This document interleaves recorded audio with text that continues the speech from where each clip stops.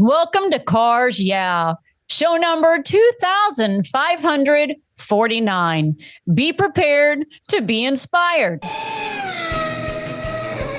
This is Cars Yeah, where you'll enjoy interviews with inspiring automotive enthusiasts. I'm founder Mark Green, and I've handed the keys to this car over to Ginger Baker Rust, who's a lifelong enthusiast. Ginger's here to provide you with a fuel injection of automotive inspiration. So get in, sit down, and buckle up and get ready for a fun ride here on Cars Yeah. Hello, inspiring automotive enthusiasts, and welcome to Cars Yeah. Today, we are coming to you from the beautiful small town of Hindman, Pennsylvania, with one of the hottest shoes in dirt racing, whose name is Drake Troutman. Hello, Drake, and welcome to Cars Yeah.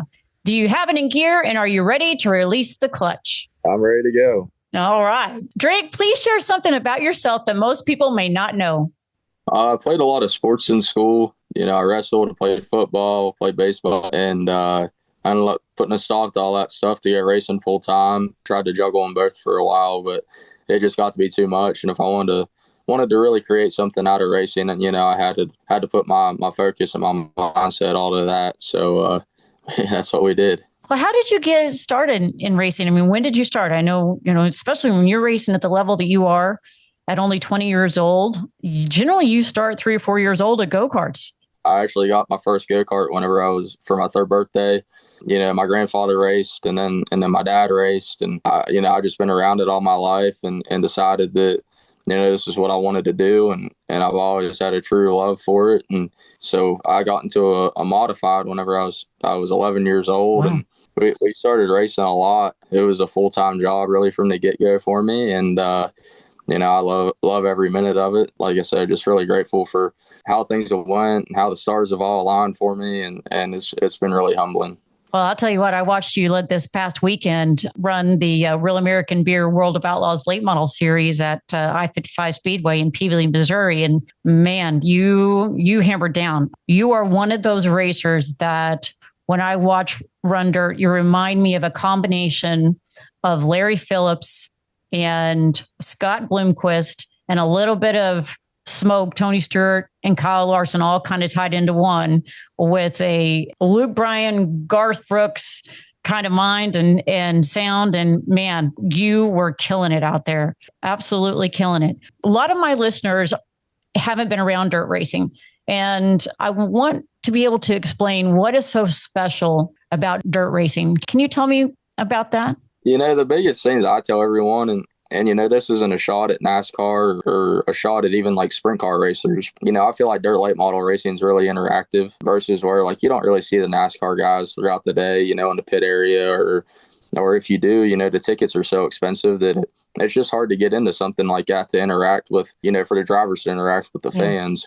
Where, dirt racing's somewhat on the cheaper side, to get them to the pits and the drivers are out all day and they're all working on their stuff. And I just feel like it's more of a blue collar atmosphere. And I think that's what's so special about it, just because you can interact with the race fans throughout the day.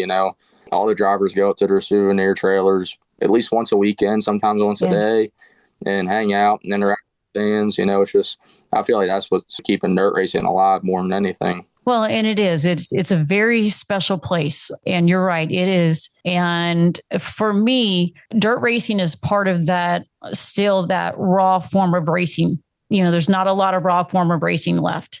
And I don't want to take away from anything, because there is so much technical things that go into building a late model and building a dirt car. Most people, again, don't understand that. They understand that with NASCAR and NHRA and IndyCar and F1 and all those things, they think about the technology, but they don't understand that in order for you to do what you do to get that car around the track, and you're fighting dirt and mud and rocks and other drivers and the car and the weather conditions, people don't understand how difficult it is to drive these cars, number one, but number two, what it takes actually technically to build these cars. Can you talk a little bit about that as a driver? And then also, because I also know that you work on your own car, which is very rare these days.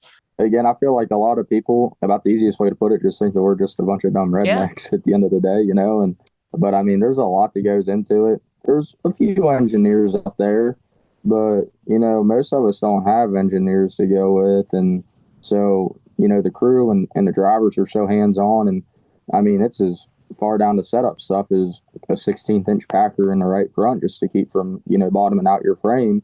Which I mean, what a 16th of an inch is. Like that's really so it's basically the width of my fingernail. Yeah. Yeah. So it's so hard to try to hit your setup right every night.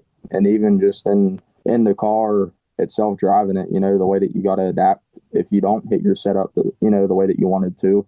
I feel like that's one of the unique things about dirt racing is you can kind of work around the car that might not be great and still make it decent for the night. There is a lot that goes into it. I mean, there's thousands and thousands of bolts on these race cars, and if one of them breaks or if one of them falls off, your night's done. So it's really really a lot of fine tuning that goes into it, and the way that you put them together, and so many small details can add up to running first that night or running 21st. Exactly. And if people have never seen a late model go around a dirt track, I mean, you guys generally run on 3/8 miles generally, and with a little bit of banking sometimes, and sometimes it's just flat as can be. But man, I've seen you guys up on, two wheels, going around the corner. And again, people just don't understand how hard it is to drive these cars. Yeah, it truly is. Physically, it'll wear you out, really. I've raced some asphalt stuff before, and with an asphalt car, I feel like it's a lot about, the way that you hit your setup right. We tried to do it ourselves, and it just didn't really work out for us.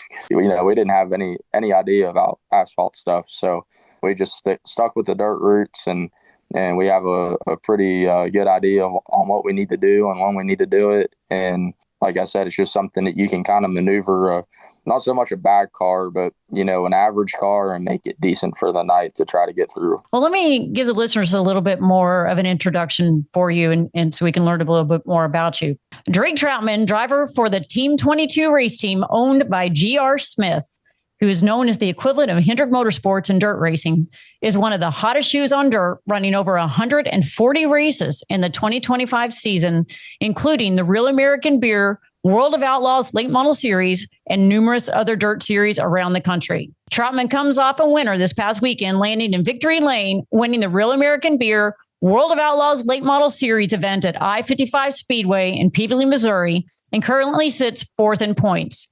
In 2024, Drake had 21 wins in 9 different states and over 120 events all across the country. At 20 years old, Drake knows that it takes a certain kind of person in this game of dirt racing. He knows that his life consists of working on the car and racing the car, and that's it. It is endless hours to make sure your race car is as good as it can be, traveling up and down the road, having family and friends that support you, and to have a group of amazing sponsors and a team owner who's dedicated to providing an opportunity of a lifetime. Drake, let's go a little deeper in the corner and share with us more about your journey into the motorsports world. We talked a little bit more about how you got involved in kart racing and then modifieds in your early years. How did this go to where you ended up with Team 22, and you're with an amazing team and the top team in dirt world? Yeah, for sure. I always done my own stuff or in modifieds, and then I ended up buying the late model, and I had a lot of really good sponsors come on board to help us out. I ran my own stuff for the first 2 years and a late model, and so hard to take. And, it just, everything costs so much, it's just like any person's daily living, but, everything costs so much to go out here and do this deal and race full time. And we just really couldn't justify it anymore. So I kind of had a game plan last year that I wanted to go and race the Lucas Oil Series and just try to do the best that we could and turn as many heads as what we could. At the end of the season there, GR ended up calling me and gave me an opportunity of a lifetime, really. Of course, I accepted it, and, I couldn't be more grateful for him, in my corner and for everything that he's done for us. It's been a real dream come true, and that's something I've always worked for, is to try to get a ride, one day. And I sure didn't think it'd be this soon, but it all worked out. And like I said, just really appreciative for everything he's done for us. Yeah, that has to be amazing because, in all of racing, as we know, right now, it is very difficult to get a ride, and it's very difficult to get sponsors. It's very difficult to just stay in this game. I want people to understand that, you said dirt racing is less expensive, than asphalt, but I want people to understand that this is not a cheap sport. It costs hundreds of thousands of dollars a season just for one dirt car. And, so for you to be able to get that opportunity, especially with somebody like GR, I mean, they are the top of the game and they are top of the top of the top. And it had to be absolutely amazing to get that kind of call. Yeah, it surely was. I mean, I feel like there's really about 10 teams out there in the dirt world that, is top of the line, has the motors, has the car, has a nice hauler. GR is definitely in that category of one of the top 10, I feel like. He's given me everything that I need to go out and run good. Sometimes it puts a lot of pressure on me as a driver and trying to run the race team up to the capabilities that I know it's, capable of course. That comes with anything. I mean, if you're a football player, you're going out there and you're hired because you need to go perform, a race car driver, and I'm hired to go out and perform and win races. So it's a lot of pressure that comes with it, but GR is really laid back and cool with me. And he's done it himself. Yeah. Very legendary. For years. He understands what goes into it and what it takes, and that you're going to have bad nights and you're going to have good nights. That makes my life a little bit easier, just knowing that he understands how it goes. Oh, yeah. He's set in the seat. I mean, he's very well known in this game, not only for being a team owner, but being a driver. Yeah, you hit the jackpot with GR, I got to say, for sure. Yeah, definitely got very lucky. So, Drake, throughout your life, I know that there are people who were great inspirations or who have been great inspirations for you. Would you share with us a key mentor who helped you be successful, and who's been the most influential person in your life? That's hard to pick, really. It's I've had so many great people, from family to other drivers, other crew members, friends. It's helped me out so much along the way to get to where I'm at. And really, I just got to thank them all. But I would say that the true one would definitely be my dad. He was the one that kind of pushed me to be the best that I can be. And, don't get me wrong, he was really hard on me, but I'm grateful that he was. And it's definitely it put me into a situation that, I know how to carry myself, I guess, as best as I can, and how to deal with situations and how to deal with business stuff. And, he's definitely helped me out so much along the way. Well, you mentioned that your dad and your grandfather raced. They were both dirt racers, correct? Correct, yeah. What did they race? Were they open wheel modified, a late model? What was their? They both race late models. Well, that's good. Well, third generation, and that's always the best. Getting under the hood a little bit with a challenge. Can you share with us a difficult challenge, failure, obstacle that you've faced, whether in your personal life or now it's business life, racing's business? Tell us how you overcame that situation and what did you learn? Oh, there's been so many of them over the last couple of years, really. It's I actually lost my dad whenever I was 16, and he passed away. So, he was pretty young. He was only 39 whenever he passed. And we were actually out racing, and he ended up getting sick out on the road. And he passed away from COVID then later that week. So I don't really know how I would have, taken it. But he told me, whenever he was in the hospital, he wanted me to get back racing as soon as possible.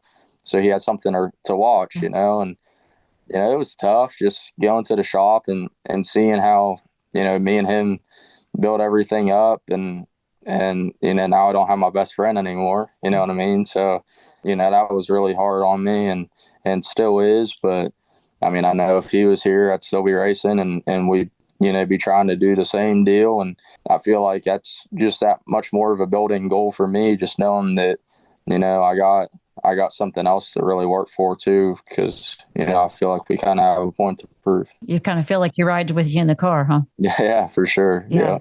Well, I know when you got out this weekend in Victory Lane, I saw you, it was really late at night, but I saw you look up and, and give thanks. And I'm sure that was partially looking up and say, I did it, Dad. Yeah, no, it's tough. He was definitely my best friend, and we always had goals to go out and compete on an outlaw tour, the Lucas Oil tour, or whatever it may be. And just to know that, we've kind of made it and we're being competitive now with them guys and winning races. It's definitely a huge part in my life that's missing, but it's a huge void that's filled knowing that he isn't here and that we're still out there, getting it done. So, just definitely really grateful for that. And like I said, just so many people has helped us out along the way to take and get to where we needed to be. And so many people stepped in and filled voids that just from people to talk to helping me out. It's been really, really humbling to say the least. Well, I mean, you're only 20 years old. And so my next question is about a bucket list. What would you like to still accomplish in this next chapter? You're at the Mecca at this point and you're almost there, but what's next? Just dirt racing is everything to me. I don't have any interest in going to NASCAR or anything like that. I mean, my future is definitely in dirt late model racing, and that's where I want to be.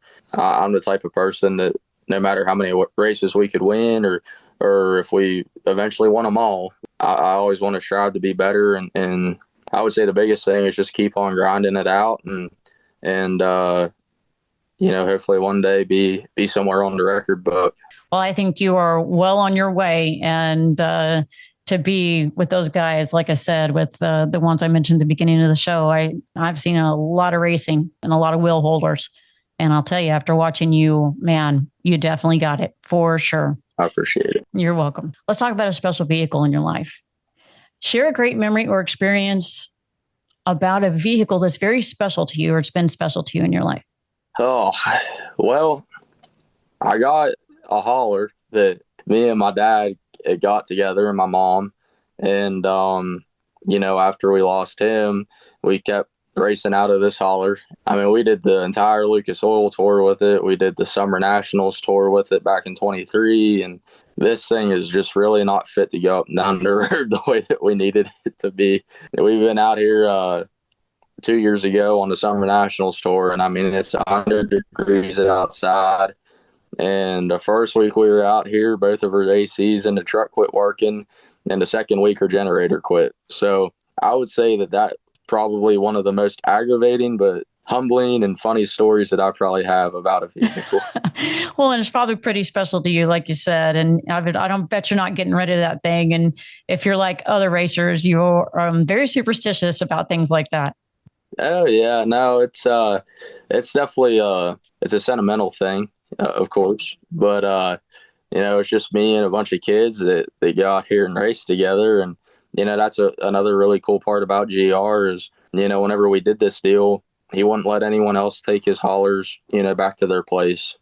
For him to trust me at 19 years old at the time to take his $1 million hauler and $500,000 worth of equipment back to Pennsylvania, knowing that I'm 19 and my full-time crew guy's only 20, and I got two other younger boys that are 15 and 16 that work for me. I don't know if he's nuts, if he's crazy. I don't know if he just has that much trust in me. That was really cool and showed that he did have a lot of trust in me. And of course, we try to take care of things as good as what we can and respect his stuff, more than what we'd even respect our own. So, but no, it's definitely truly a dream come true to be able to race for GR and have a hauler that is very functionable going up and down the road. I mean, this thing's super nice. And I feel like that's one of the parts about us that, we didn't have a whole lot. And the way that we were racing, just made it that much harder. And now that we do have this stuff, life's a dream going up and down the road and this stuff. Well, it's interesting that you mentioned that your crew is made up of 15, 16, and 19. Is that what you said? 18, 19?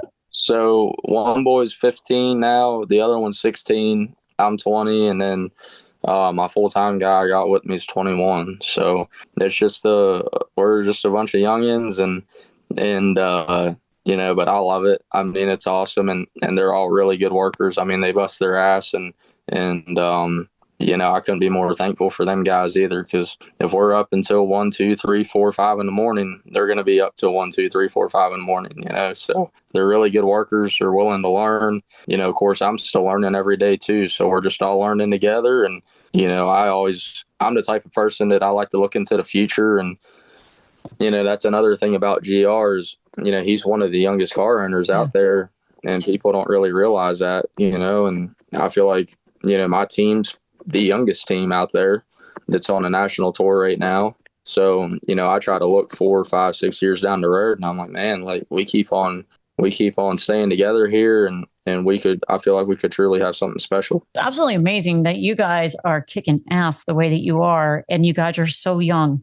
And the dedication that I saw with your crew this past weekend is just absolutely amazing. I had no idea. I mean, I knew they were young, but I had no idea that they were that young. And most kids you guys' age are playing video games and have no clue what they're going to do in life, and can't even get off the couch these days, or off their phone. And man, you guys were busting it. You absolutely are busting it. So congratulations on that. And wow, I can only imagine what you guys' future looks like. Let's talk a little car psychology.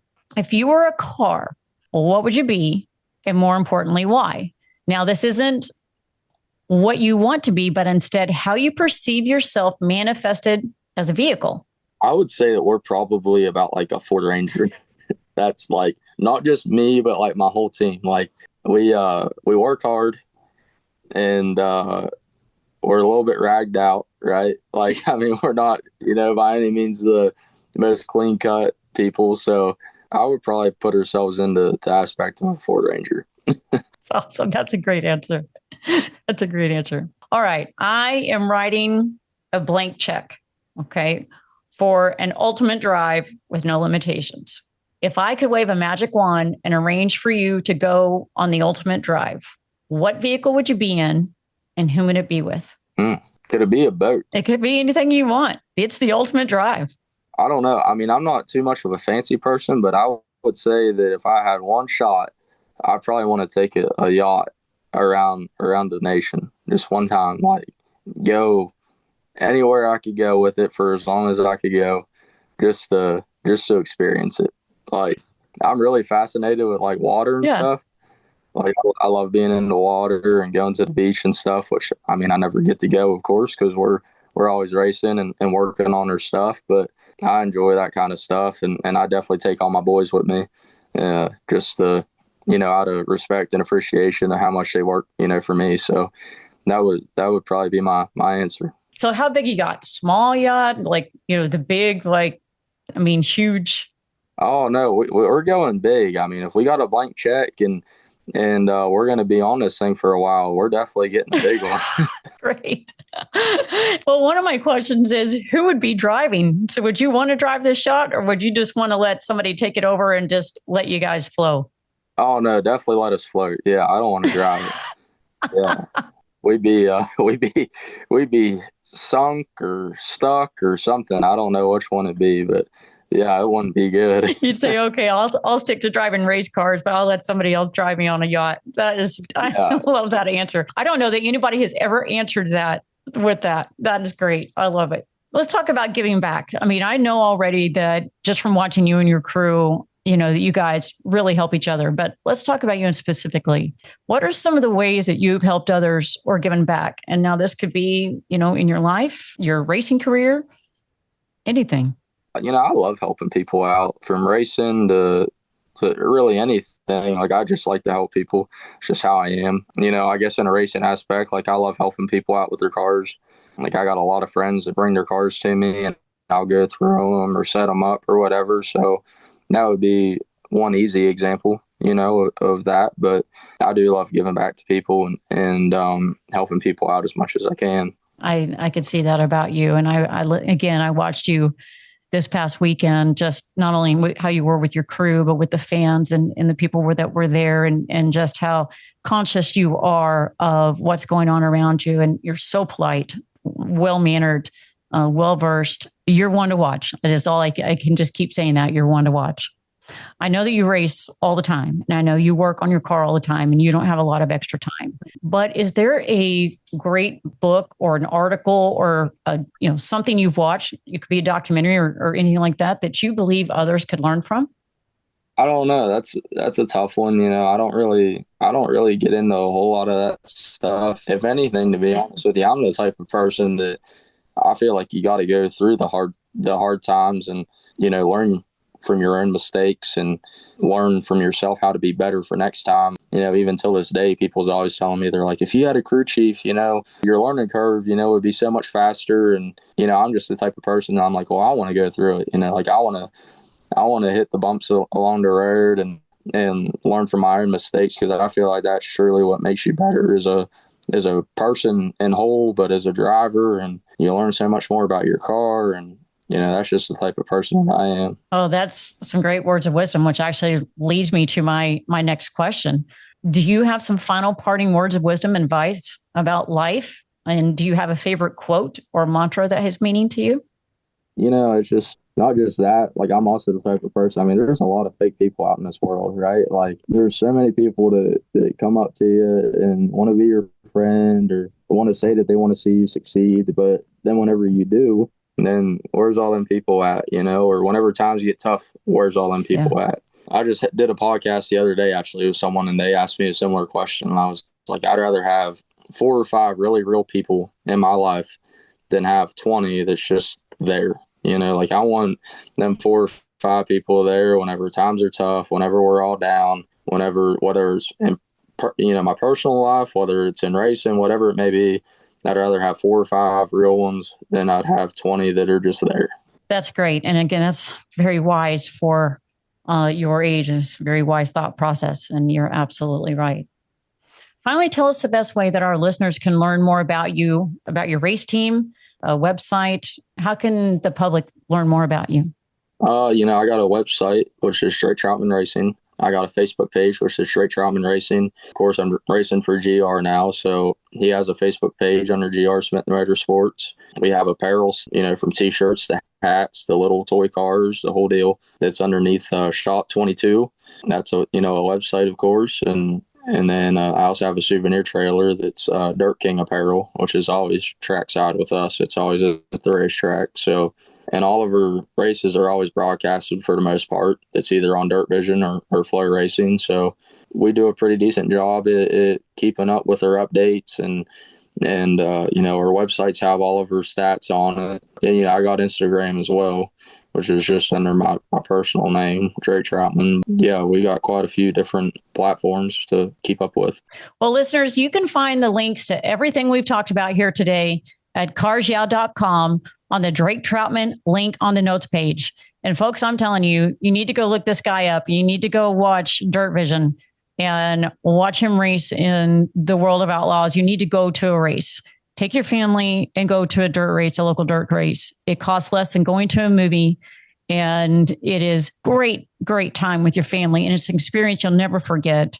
Make sure to watch Drake. He is going to rule the world of dirt for sure. Drake, I want to thank you for being so generous with your time and sharing your experience with our listeners. Yeah, thank you for having me on. I had a really good time. And I appreciate you guys having us on. Well, on that note, until we talk again, I will see you down the road. Thank you so much for joining us here today on Cars Yeah. Drive on over to carsyeah.com to find today's guest show notes and inspiring automotive fun. Download your free copy of Filler Up. It's an ebook filled with gorgeous photos of fuel filler fun, including quotes from our inspiring automotive enthusiasts. While you're on the website, sign up for weekly blogs and a whole lot more. Download your copy today, and Ginger will see you next time here on Cars Yeah.